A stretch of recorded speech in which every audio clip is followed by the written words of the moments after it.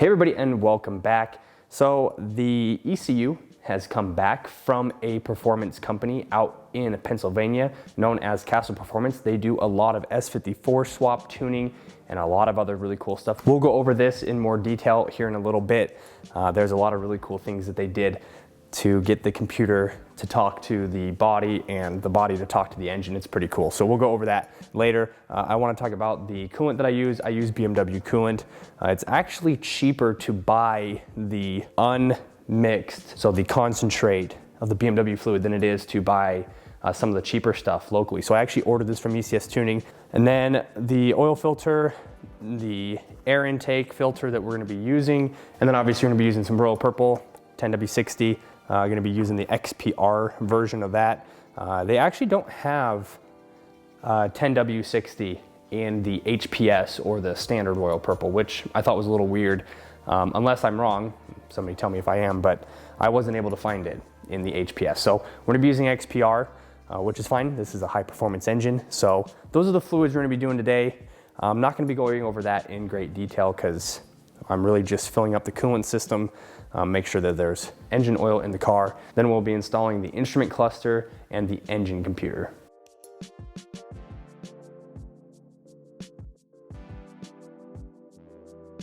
All right, so this is packaged a little bit different than when I sent it out there. Here is a Kassel Performance license plate surround. That's pretty cool. We'll make good use of that. Here is the engine computer, I'm assuming, since there is the instrument cluster.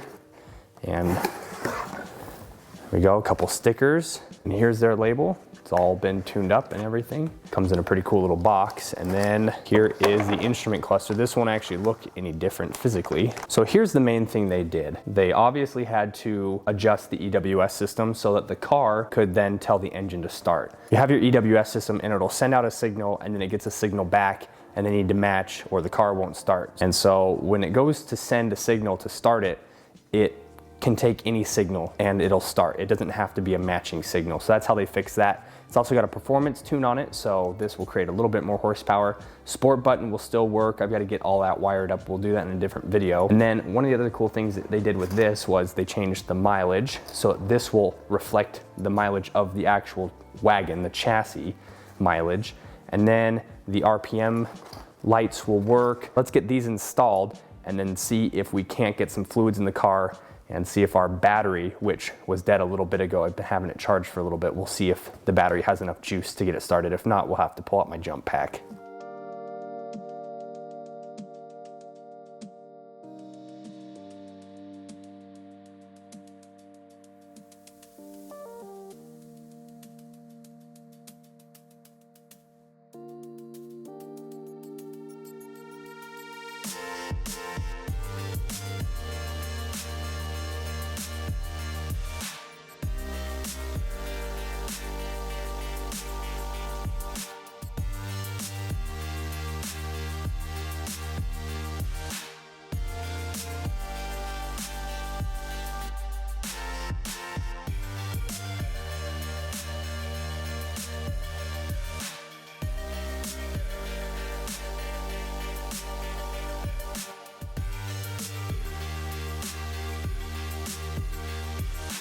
All right, well, I'm pretty disappointed because I wasn't able to get it started.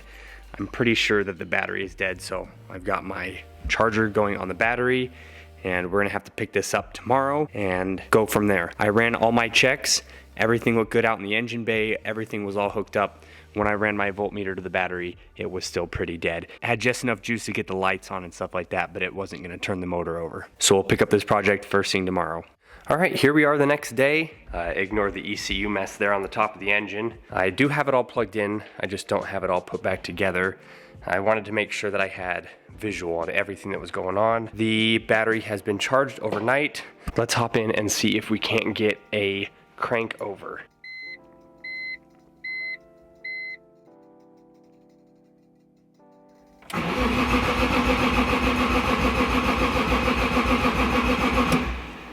Awesome. Okay, well, I'm gonna look up exactly how long I should be cranking it before we start it up. I'm gonna add some gas and then we should be good to fire this up. It does not have the rest of the exhaust on it, so it's gonna be really loud, but I'm getting pretty excited.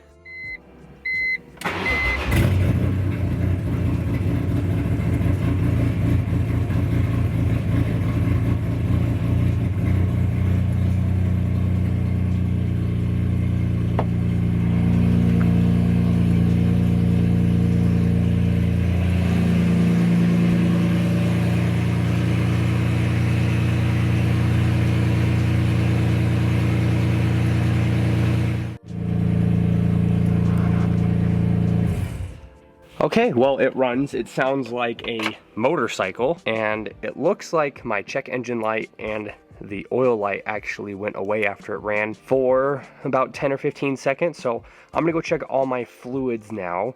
There is a lot of dash lights on, but that's the seatbelt. Obviously, you can see here that the seat is missing. So airbag, seatbelt lights, the windshield washer fluid is gone, the headlights were gone.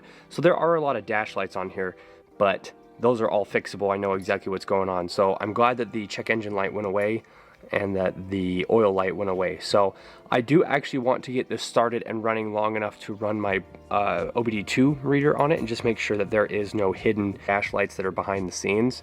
I don't think there are, but I'm really happy with this. So we're gonna get this video wrapped up here in just a little bit. I'm gonna go check all the fluids and just make sure that that first startup was everything that we're thinking it was. Well, there you have it. The car starts, runs, and idles. Very happy with the tune that I got from Kassel Performance. I will have all of their information linked in the description below. Put a performance tune on it. All the VINs match, all of the mileage matches. I went through and was able to make sure that everything was as it should be. I did get the sport button working. The only thing that doesn't work with the sport button, and this is on me, is the light. So when you click it on, it's got a little green LED that turns on, and the sport button clicks on and off, but I can't seem to get the light to work. So I'm gonna have to work on that a little bit, but everything else has been put together. This actually, when it comes to like moving pins and all that other stuff in like the ECU boxes and stuff, there's really not much of that. And I think a lot of that is to do with how much tuning Kassel Performance can actually do versus like back in the day where we were basically just tricking the computers by moving pins and all sorts of other stuff. So I'm not super big into the tuning portion of these cars yet. I'll eventually get to that point, but right now I do a lot better with building custom things and putting the cars back together. One thing I did notice is that I'm getting the ABS light is on, and I'm a little bit worried that the wheel speed sensors are what's causing that. So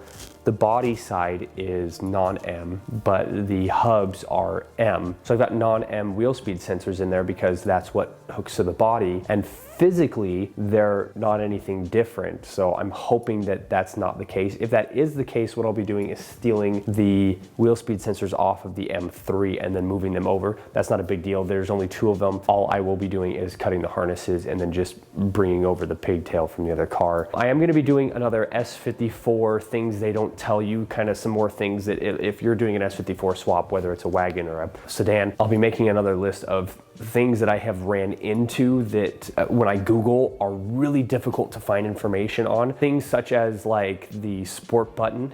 I might go into that a little bit more in depth because it's a huge pain in the butt to get that set up. And online, when you type in sport button retrofit or anything like that, it's people trying to put a sport button from an M3 onto a non-M car. And so that's like all the discussion boards are about. None of the discussion boards are about just moving it over from one car to the other. And so I might do some content on that because it was really difficult to find that information. And luckily enough, Kassel Performance did have the actual instructions, but that's a little bit different, just reading some instructions versus actually watching a video of somebody doing it. And that's kind of what I ran into. Was I got the instructions, but since I'm not really versed on a lot of these computer issues, I was kind of like, yeah, what? Like pin, they tell me to move pins around and stuff like that. And I'm like, okay. So I actually had to go over to the M3, reverse engineer like where everything was going. And then once I saw where everything was going, then it started to match up to what I was told to do. So I'm like, okay, perfect. So that helped me out a lot. If I didn't have this donor car here, I think I'd have gotten hung up on a lot of issues that would have really stopped my progression. So I'm really happy that we bought an M3 donor. If you're gonna be doing this, obviously the best way to do this is to get an M3 donor. From here, there's a bunch of off-camera stuff to be doing. I want to clean this area up. I want to lift the car up, make sure there's not any leaks. I'm gonna bleed the brakes. I'm gonna bleed the clutch. The car does go into gear. It does move forward and backwards, but I have not bled the clutch line properly, so I want to make sure that's done. Just things like that, just a bunch of stuff off camera, unless everybody wants to see me bleeding brakes and whatnot. I need to get the computer put back together because it's just kind of out of its little hole. So little things like that. If you were doing any performance on your car where you need to tune it all, whether it's a M3, non-M, supercharged, whatever, hit up Kassel Performance first. See if they can do anything to help you out, especially really custom jobs like this. They were really quick to help me out, and I'm sure that I bothered them a bunch by calling them and having them walk me through something that they had previously told me to do. with the instructions, but I just do a lot better when somebody's actually talking to me and walking me through it. So they were really patient with me, and I'm happy that we got all this done. I'm happy I went through them. So again, I'll have all their information linked in the description below. Also check them out on Instagram. Also check out us on Instagram. As of right now, we still haven't hit 10,000 subscribers. We are doing a giveaway. If we have hit 10,000 subscribers and the giveaway has already been done at this point, I apologize, but there will be more giveaways to come. So make sure you check out our Instagram and just follow us on that, because that's how we are going to be doing our giveaways, is our followers on Instagram. That's where we're going to be picking the names from, is that follow list. So make sure you check that out. Like, subscribe. We'll see everybody in the next video.